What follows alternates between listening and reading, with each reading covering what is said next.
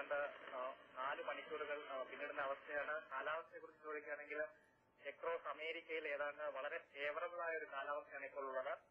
പ്രത്യേകിച്ച് പറയുകയാണെങ്കിൽ eastern time സോണിലുള്ള പ്രദേശങ്ങൾ, അതായത് പോളിംഗ് ആദ്യം ആരംഭിച്ച പ്രദേശങ്ങളിൽ ഉച്ചയ്ക്ക് ശേഷം ചെറിയ മഴയുണ്ടാകാൻ സാധ്യതയുണ്ട് എന്നൊരു പ്രവചനമുണ്ട്.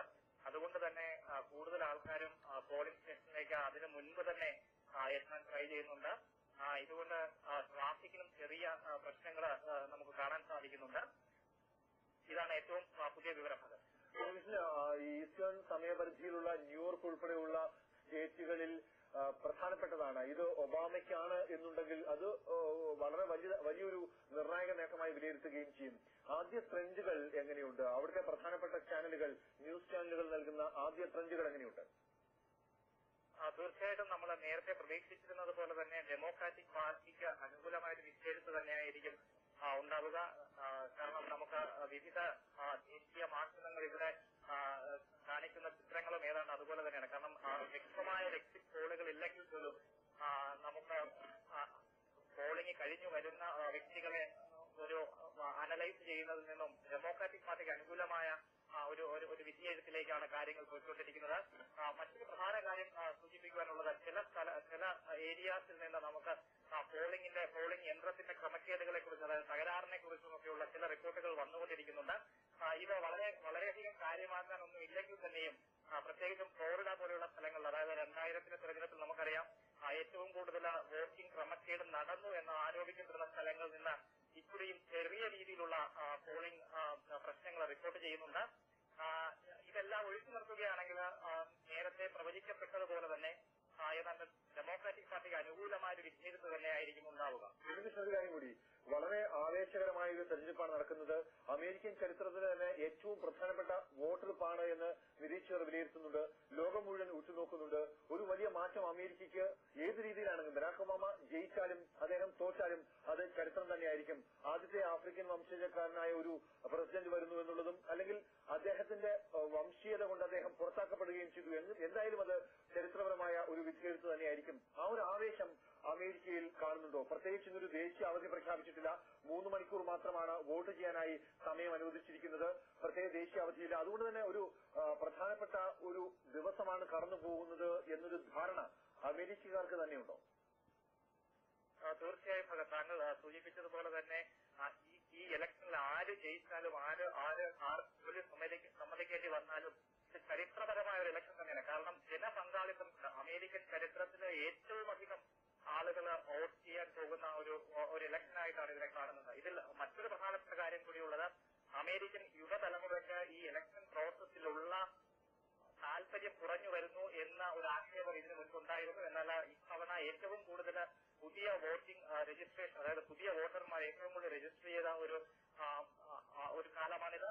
മറ്റൊരു പ്രധാനപ്പെട്ട കാര്യം കൂടെ സൂചിപ്പിക്കാനുള്ളത്, നമ്മൾ പോളിംഗ് ബൂത്തുകളിൽ പോവുകയാണെങ്കിൽ കൂടുതൽ പേരും കുട്ടികളെയും കൊണ്ടാണ് വന്നിരിക്കുന്നത്. ഇത് വളരെ നമുക്ക് ഇന്ത്യയെ പോലുള്ള രാജ്യങ്ങളുമായി തട്ടിച്ചു നോക്കുമ്പോൾ ഇത് വളരെ രസകരമായി, വളരെ കൗതുകകരമായ ഒരു കാഴ്ചയാണ്. കാരണം ഇപ്പോൾ കുട്ടികളെയും കൂടി കൊണ്ട് പോളിംഗ് സ്റ്റേഷനുള്ളിൽ പോവുകയും അവിടെ ആ പോളിംഗ് പ്രോസസ് അവർക്ക് കാണിച്ചു കൊടുക്കാനും എങ്ങനെയാണ് വോട്ട് ചെയ്യേണ്ടത് എന്നത് കാണിച്ചു കൊടുക്കാനുമുള്ള ഒരു അവസരം ഇവിടെ ഉണ്ട്. ഇങ്ങനെ നോക്കുമ്പോൾ അമേരിക്കൻ അവധി പ്രഖ്യാപിച്ചില്ലെങ്കിൽ പോലും എക്രോസ് അമേരിക്കയിലുള്ള ജനസമൂഹം തന്നെ ഇതിനെ വളരെ വലിയൊരു ആവേശത്തിലേക്കാണ് ഇതിനെ കാര്യങ്ങൾ എത്തിച്ചിരിക്കുന്നത്. 1960 ശേഷം ഏറ്റവും കൂടുതൽ പേര് പോളിംഗിൽ പങ്കെടുക്കുന്ന ഒരു മഹാമഹം തന്നെയാണ് ഈ പോളിംഗ് ഫലം.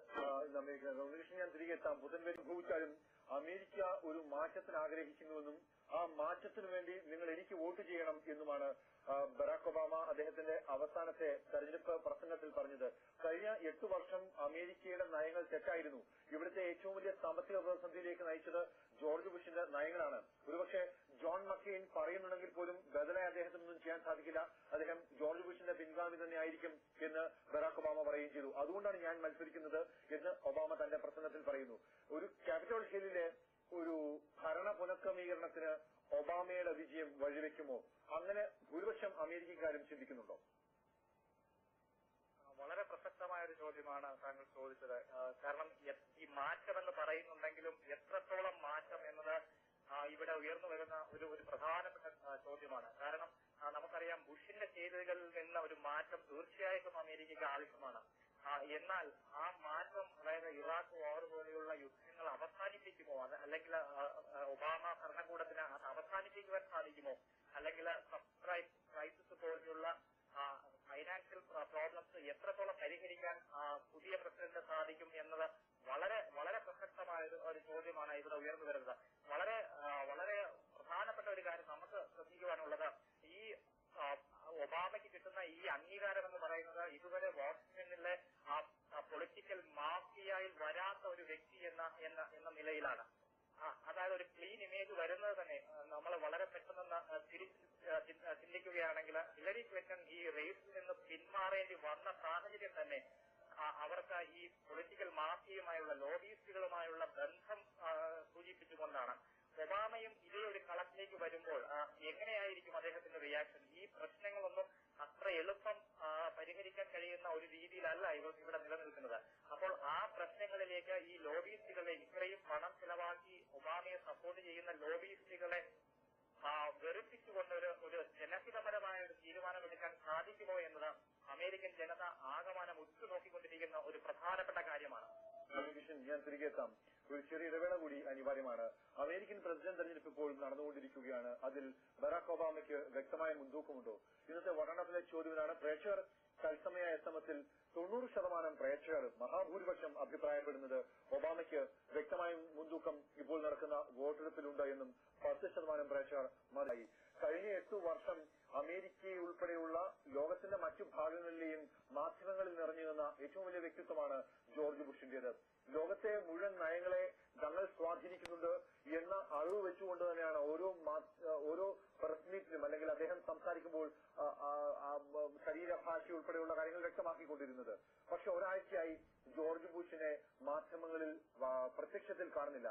അദ്ദേഹം മക്കെയിന്റെ തെരഞ്ഞെടുപ്പ് പ്രചരണങ്ങളിൽ നിന്ന് അകറ്റി നിർത്തിയിരിക്കുന്നുവെന്ന ആരോപണം കേൾക്കുന്നുണ്ട്. പക്ഷേ ജോർജ് ബുഷിനെ മാധ്യമങ്ങളിൽ അദ്ദേഹത്തിന്റെ സാന്നിധ്യം പെട്ടെന്നില്ലാതായിരിക്കുന്നു. എന്തുകൊണ്ടാണ്? ഇവിടുത്തെ പോളിറ്റ്, അതായത് ഇലക്ഷൻ പ്രചരണത്തിന്റെ അവസാന ഘട്ടം, അതായത് അവസാനത്തെ ഒരു മാസക്കാലം നമ്മൾ വീക്ഷിക്കുകയാണെങ്കിൽ വളരെ രസകരമായ ഒരു കാര്യം നമുക്ക് സൃഷ്ടിക്കാനാകും. ഒന്നെന്ന് പറയുന്നത് ഡെമോക്രാറ്റിക് പാർട്ടിക്ക് അല്ലെങ്കിൽ ഡെമോക്രാറ്റിക് സ്ഥാനാർത്ഥികൾക്ക് വേണ്ടി പ്രവർത്തിക്കുവാനായി മുൻ പ്രസിഡന്റായ ക്ലിന്റൺ ഉണ്ട്, ഹിലാരി ക്ലിന്റൺ ഉണ്ട്. അങ്ങനെ ഒരു വലിയ പണ തന്നെ ആ ഒരു സഖ്യത്തിന് വേണ്ടിയുണ്ട്. എന്നാൽ റിപ്പബ്ലിക്കൻ പാർട്ടിയുടെ ഭാഗത്താകട്ടെ, റിപ്പബ്ലിക്കൻ പാർട്ടിക്ക് അവർക്ക് വേണ്ടി പ്രവർത്തിക്കുവാനായി വളരെ വിരലിലെണ്ണാവുന്ന വ്യക്തികൾ മാത്രമേ ഉള്ളൂ. ഇത് താങ്കൾ സൂചിപ്പിച്ചതുപോലെ തന്നെ റിപ്പബ്ലിക്കൻ പാർട്ടി കാൻഡിഡേറ്റായ ജോൺ മെക്കെയിൻ വിജയിക്കണമെങ്കിൽ ബുഷുമായിട്ട് ഒരു അകൽച്ച കീപ്പ് ചെയ്തേ പറ്റത്തുള്ളൂ എന്നൊരു ധാരണയാണ്. കാരണം വളരെ നിർഭാഗ്യകരമായ ഒരു കാര്യമാണ് മെക്കെയിന്റെ രാഷ്ട്രീയ ജീവിതത്തിൽ സംഭവിച്ചത്. കാരണം പോളിംഗ് തുടങ്ങുന്ന ആ ഒരു മാസക്കാലത്താണ് ഇവിടെ ഏറ്റവും കൂടുതൽ സാമ്പത്തിക പ്രതിസന്ധികൾ ഉണ്ടായതും ഇതെല്ലാം ബുഷ് ഭരണകൂടത്തിന്റെ ചെയ്തിയാണ് എന്ന ഒരു ധാരണ പരക്കുകയും ചെയ്തതുകൊണ്ടാണ് മെക്കെയിൻ ക്യാമ്പയിൻ വളരെ തന്ത്രപൂർവമായി ബുഷിനെ ഇതിൽ നിന്നെല്ലാം മാറ്റി നിർത്തിക്കൊണ്ട് വ്യക്തമായ അകലം പാലിച്ചുകൊണ്ട് പ്രചാരണം നടന്നത് അമേരിക്കയിൽ ഉണ്ണികൃഷ്ണൻ വാഷിംഗ്ടൺ ഡിസിയിൽ നിന്ന് പോളിംഗ് ബൂത്തിൽ നിന്നാണ് അദ്ദേഹം സംസാരിച്ചുകൊണ്ടിരിക്കുന്നതും. വളരെ ആവേശകരമായ തെരഞ്ഞെടുപ്പാണ് അമേരിക്കയിൽ നടന്നുകൊണ്ടിരിക്കുന്നത്. അത് അമേരിക്കൻ ചരിത്രത്തിന്റെ ഭാഗമാകാൻ പോകുന്നു എന്ന ബോധ്യം അമേരിക്കക്കാർക്കുണ്ട് എന്ന് അവിടെ നിന്നുള്ള റിപ്പോർട്ടുകൾ സൂചിപ്പിക്കുന്നു. വളരെ നീണ്ട ക്യൂ ഉണ്ട് പോളിംഗ് ബൂത്തുകൾക്ക് മുന്നിലായി. യുവജനങ്ങൾ കൂടുതലായി ഇത്തവണ വോട്ടിംഗ് പ്രോസസ്സിൽ പങ്കെടുക്കുന്നു എന്ന പ്രത്യേകത കൂടി അമേരിക്കൻ തെരഞ്ഞെടുപ്പ് 2008 അമേരിക്കൻ തെരഞ്ഞെടുപ്പിനുണ്ട് എന്ന് വേണം കരുതാൻ. പ്രധാനപ്പെട്ട ഒരു കാര്യം ലോകത്ത് സംഭവിച്ചുകൊണ്ടിരിക്കുന്നു എന്ന ബോധ്യം അമേരിക്കക്കാർക്ക് ഉണ്ട്. വളരെ നന്ദി ചർച്ചയിൽ പങ്കെടുത്ത Unnikrishnan, Abdurahman, KP Fabian, John Jacob Roy എന്നിവർക്ക്. ഇന്നത്തെ വോട്ടാണ്ടൊക്കെ അന്വേഷിച്ചത് ഒബാമയ്ക്ക് വ്യക്തമായ മുൻതൂക്കമുണ്ടോ അമേരിക്കൻ തെരഞ്ഞെടുപ്പിൽ. 90% പ്രേക്ഷകർ അഭിപ്രായപ്പെടുന്നു ഒബാമയ്ക്ക് മുൻതൂക്കമുണ്ട് എന്നും 10% പ്രേക്ഷകർ മറിച്ചു. പുതിയൊരു വിഷയവുമായി നാളെ വൈകിട്ട് വീണ്ടും കാണാം. നമസ്കാരം.